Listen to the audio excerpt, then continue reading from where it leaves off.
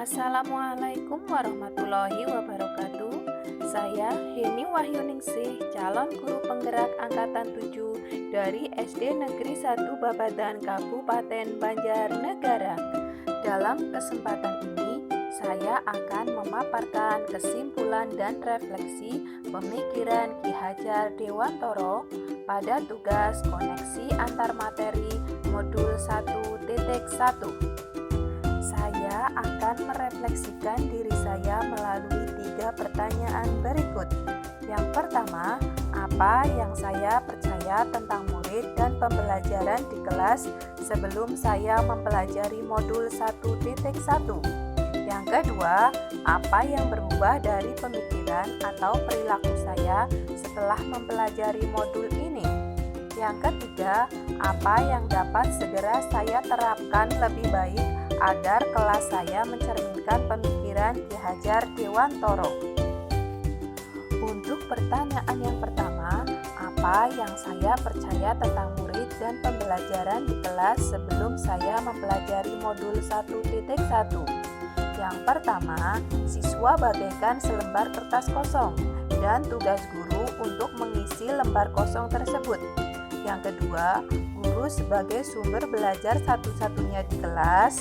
Siswa harus mengikuti apa yang guru perintahkan, sehingga proses pembelajaran hanya berpusat pada guru.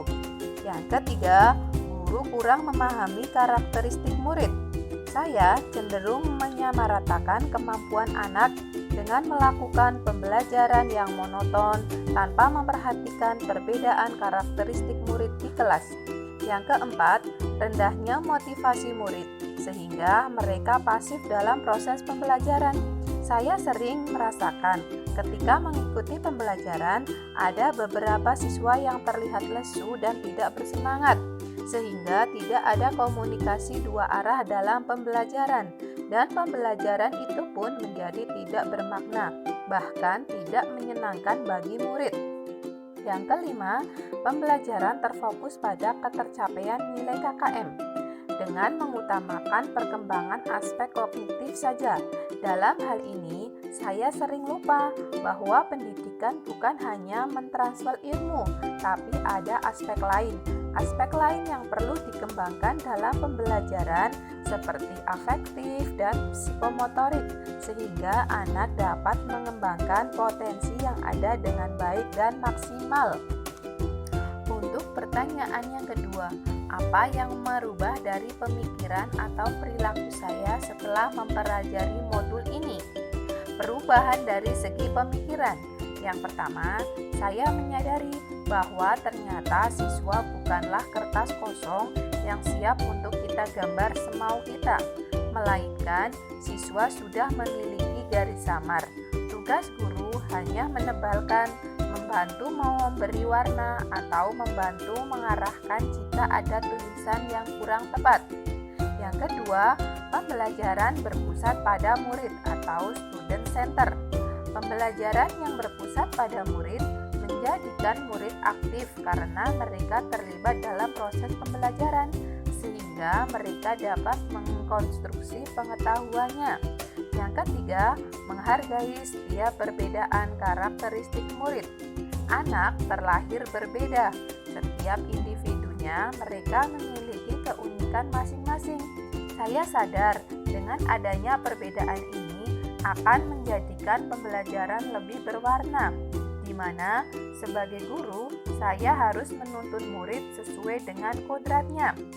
Yang keempat, menyadari bahwa guru bukanlah satu-satunya sumber belajar. Apapun di sekitar kita dapat digunakan sebagai sumber belajar bagi murid. Murid bebas untuk memilih sumber belajar apapun dan dari mana mereka gunakan untuk belajar. Yang kelima, merubah pemikiran dari menuntut menjadi menuntun. Yang selanjutnya, perubahan dari segi perilaku. Yang pertama, menciptakan pembelajaran yang menarik dan menyenangkan. Saya berusaha menerapkan berbagai metode dalam pembelajaran. Hal tersebut bertujuan untuk menciptakan pembelajaran yang menarik, sehingga dapat meningkatkan motivasi murid dalam belajar. Yang kedua, memberikan kebebasan pada murid untuk menyelesaikan tugas sesuai dengan minat, bakat, dan kreativitas masing-masing. Yang ketiga, menuntun murid dalam mengembangkan bakat, minat, dan potensi yang dimiliki sesuai dengan kodrat alam dan kodrat zaman. Untuk pertanyaan yang ketiga, apa yang dapat segera saya terapkan lebih baik agar kelas saya mencerminkan pemikiran Ki Hajar Dewantoro? Yang pertama, merancang dan menerapkan pembelajaran yang interaktif dengan melibatkan murid sehingga mereka mendapatkan pembelajaran yang bermakna dan menyenangkan.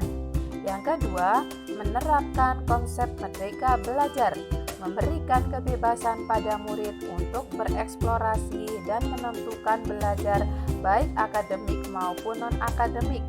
Guru tidak lagi menjadi sumber utama belajar, namun guru harus kreatif agar murid dapat dibimbing sesuai dengan kodrat alam dan kodrat zaman.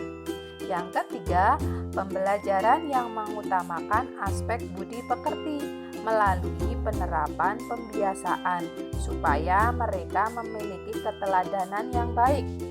Yang keempat, menerapkan sistem Among, pendidikan yang menuntun bukan menuntut, memberikan tuntunan dan arahan agar anak tidak kehilangan arah yang dapat membahayakan dirinya.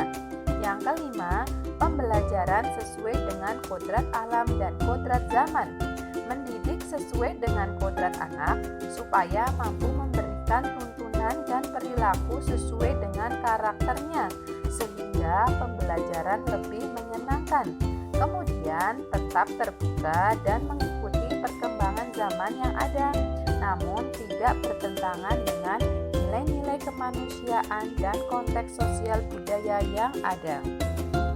Kesimpulan, dengan demikian pendidikan adalah menuntun anak sesuai dengan kodrat alam dan kodrat zaman. Yang kedua, pendidikan sejatinya adalah berhamba pada anak. Yang ketiga, pendidikan yang humanis dengan konsep sistem Among memberikan teladan, memberikan motivasi dan dorongan. Yang keempat, perlunya penanaman budi pekerti yang baik dalam pendidikan. Terima kasih. Salam guru penggerak.